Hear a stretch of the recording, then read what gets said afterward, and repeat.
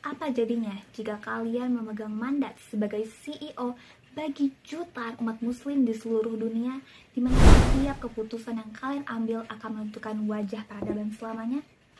Inilah beban besar yang dipikul oleh para pemimpin awal Islam.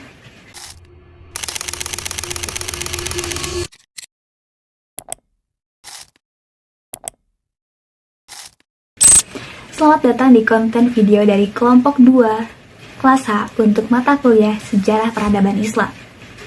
Hari ini, kelompok kami akan membedah konsep khalifah. Berdasarkan sumber yang kami pelajari, kata ini memiliki dua makna utama. Pertama, ia merujuk pada manusia sebagai makhluk yang diciptakan Allah untuk menjadi wakil atau pengganti di bumi. Kedua, istilah ini adalah gelar bagi para pemimpin agung yang melanjutkan kepemimpinan umat setelah wafatnya Rasulullah SAW. Sistem yang mereka jalankan inilah yang kita kenal sebagai kekhalifahan atau khilafah, sebuah sistem yang dibangun untuk menjaga agama dan mengatur urusan dunia. Sejarah besar ini dimulai pada tahun 632 Masehi saat Abu Bakar diangkat sebagai pemimpin pertama, diikuti oleh Umar bin Khattab, Utsman bin Affan, dan Ali bin Abi Thalib. Mereka dijuluki sebagai Khulafaur Rasyidin. Gelar ini memiliki arti yang mendalam, teman-teman. Al-Khulafa berarti para pengganti, sementara Ar-Rasyidin bermakna mereka yang benar, arif, pintar, dan bijaksana.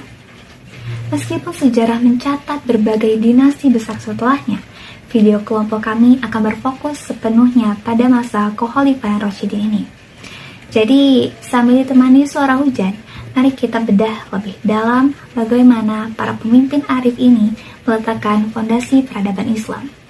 Mari kita mulai. Bayangkan kembali, lebih dari 1400 tahun yang lalu di kota Mekah, yang panas dan penuh dengan penyembahan berhala.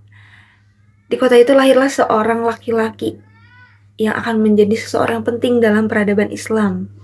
Siapa namanya? Yap, Abu Bakar As-Siddiq. Abu Bakar As-Siddiq lahir pada tahun 573 Masehi dengan nama Abdullah bin Abi Quhafah At-Tamimi. Sebelum memeluk Islam, ia dikenal sebagai seorang pedagang yang jujur dan berakhlak mulia. Karena akhlaknya inilah, masyarakat menghormati Abu Bakar As-Siddiq. Ketika Nabi Muhammad SAW menyampaikan ajaran Islam, Abu Bakar inilah orang yang pertama mempercayai dan menerima ajaran tersebut. Maka dari itu, Abu Bakar As-Siddiq mendapatkan gelar, yaitu As-Siddiq, yaitu orang yang mempercayai, orang yang membenarkan. Kedekatan Abu Bakar dengan Nabi Muhammad SAW ini membuat menjadi salah satu sahabat yang sangat dipercaya. Ia selalu mendampingi Nabi dalam perjuangan dakwah Islam. Namun, pada suatu hari, umat Islam itu menghadapi peristiwa yang sangat menyedihkan. Nabi Muhammad SAW wafat pada tahun 632 Masehi.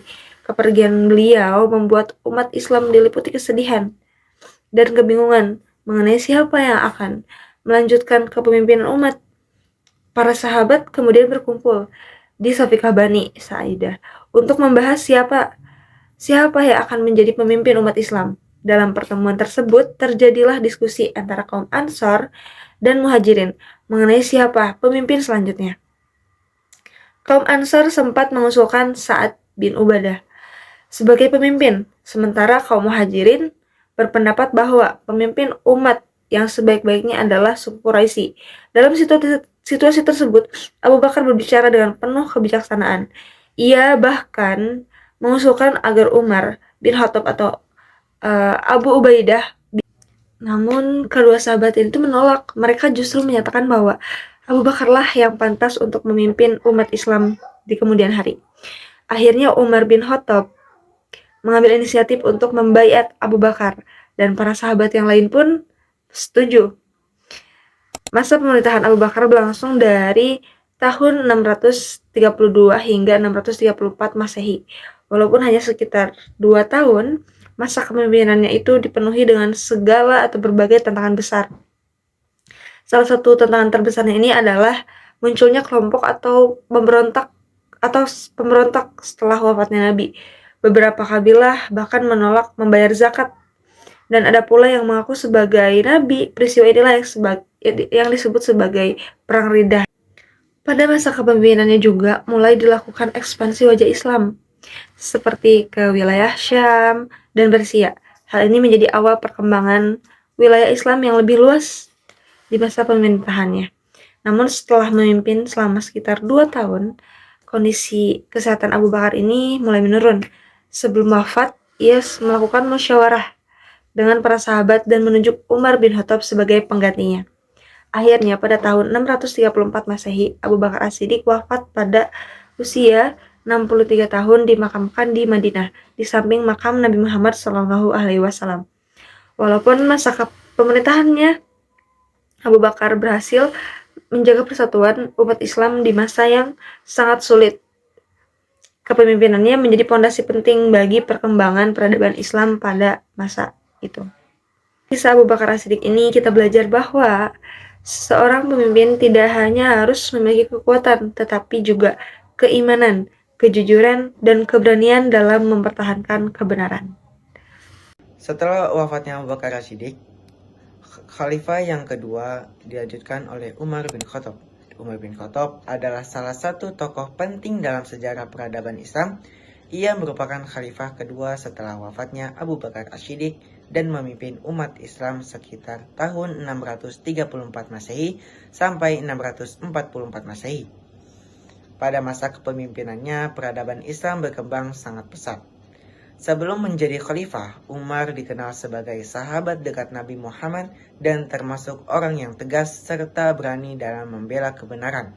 Setelah diangkat menjadi khalifah, ia memimpin dengan adil, sederhana, dan sangat memperhatikan kesejahteraan rakyatnya. Pada masa pemerintahan Umar bin Khattab, wilayah kekuasaan Islam meluas dengan cepat. Pasukan Islam berhasil menaklukkan wilayah besar seperti Persia dan sebagian wilayah Romawi Timur, termasuk daerah penting seperti Mesir, Suriah, dan Irak. Perluasan wilayah ini membuat pengaruh peradaban Islam semakin luas. Selain memperluas wilayah, Umar juga membangun sistem pemerintahan yang teratur.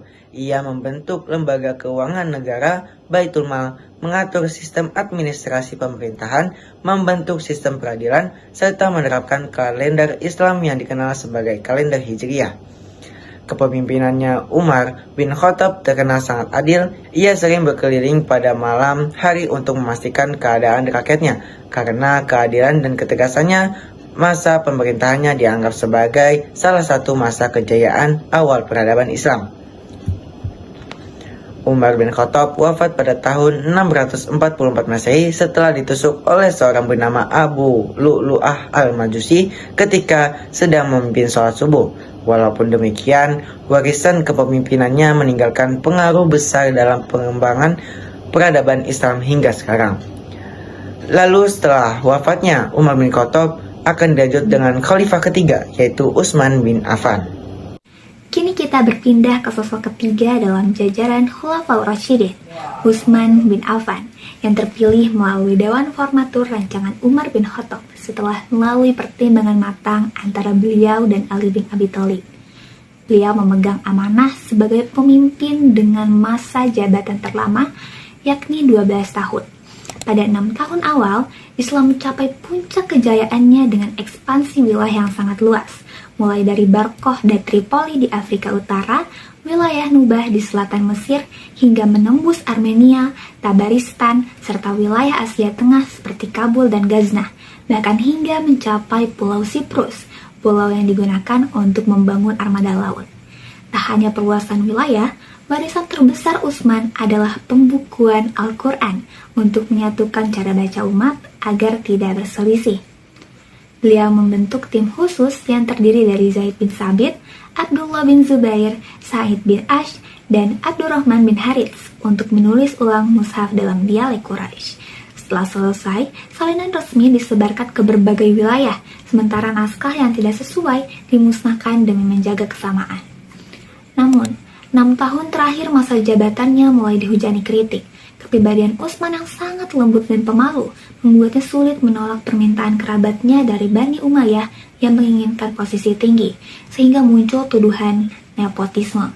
Meskipun faktanya hanya terdapat 5 dari 18 pejabat publik yang berasal dari keluarganya dan mereka tetap dipilih berdasarkan kompetensi, isu ini tetap menjadi celah bagi fitnah disebarkan oleh kelompok munafik pimpinan Abdullah bin Sabah.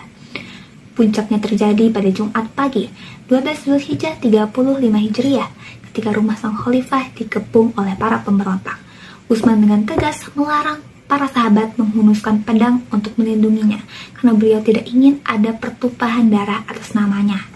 Ketika Utsman dalam keadaan berpuasa, seorang pria dari Bani Sadus yang dijuluki Al-Maut Al-Aswad, si kematian hitam, menyelinap masuk dan langsung mencekik serta menebas beliau dengan pedang.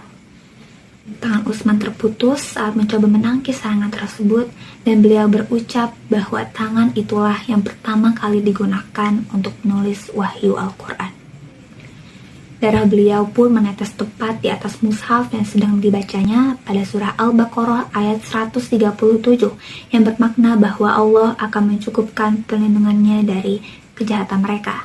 Utsman wafat dalam keadaan syahid, meninggalkan duka yang mendalam sekaligus membuka pintu konflik internal panjang dalam sejarah Islam. Mari kita lanjut ke tokoh selanjutnya, Ali bin Abi Thalib. Setelah wafatnya Utsman bin Affan, kepemimpinan umat Islam berlanjut kepada Ali bin Abi Thalib sebagai khalifah keempat. Secara latar belakang, beliau dikenal sebagai individu yang dekat dengan sumber ajaran Islam karena beliau adalah sepupu sekaligus penantu dari Rasulullah SAW. Selain itu juga, beliau dikenal sebagai individu yang sangat cerdas secara intelektual dan juga memiliki keberanian yang luar biasa. Di tengah pergejolakan tantangan politik, Ali bin Abi Thalib tetap berkomitmen menjalankan roda kepemimpinannya dengan penuh keadilan dan integritas yang tinggi. Salah satu sumbangsi terbesar Ali pada saat itu yang sangat berpengaruh pada peradaban Islam yaitu perhatiannya kepada dunia pendidikan, di mana di tengah kondisi politik internal yang terjadi, beliau menyadari bahwa saat itu umat Islam tengah mengalami kendala di mana sulit memahami Al-Quran secara akurat. Terlebih, masyarakat non-Arab yang waktu itu wilayahnya baru saja ikut bergabung. Menyikapi hal ini, Ali bin Abi Thalib kemudian meletakkan dasar-dasar ilmu nahwu dan sistem gramatikal bahasa Arab. Beliau membimbing Abu As'ad Ad-Duali untuk menyusun aturan bahasa ini agar kemurnian bahasa Arab tidak hilang dan tidak ada salah dalam penafsiran. Selain itu juga, Ali bin Abi Thalib banyak meninggalkan warisan berupa khutbah dan juga nasihat untuk menjadi rujukan dalam pendidikan berkarakter dan juga etika bermasyarakat. Namun, kekhalifahan Ali ini memang tidak pernah terlepas dari tantangan politik. Beliau harus berusaha keras untuk meredam berbagai pertikaian dan perpecahan dari umat Islam itu sendiri, sehingga fokus beliau lebih banyak terarahkan untuk upaya dalam menyatukan loyalitas masyarakat Islam pada saat itu. Hingga akhirnya perjuangan yang penuh dedikasi itu akhirnya berakhir ketika Ali bin Abi Thalib wafat terbunuh dikarenakan serangan yang dipicu oleh konflik politik pada saat itu. Pasca wafatnya Ali bin Abi Thalib, kekhalifahan sempat dipegang oleh anaknya Hasan bin Ali selama 5 bulan. Namun melihat kondisi masyarakat Islam yang semakin tidak beraturan, Ali kemudian mengambil kebijakan perdamaian bersama Muawiyah, di mana ia membuat perjanjian bahwa kekhalifahan dipindahkan ke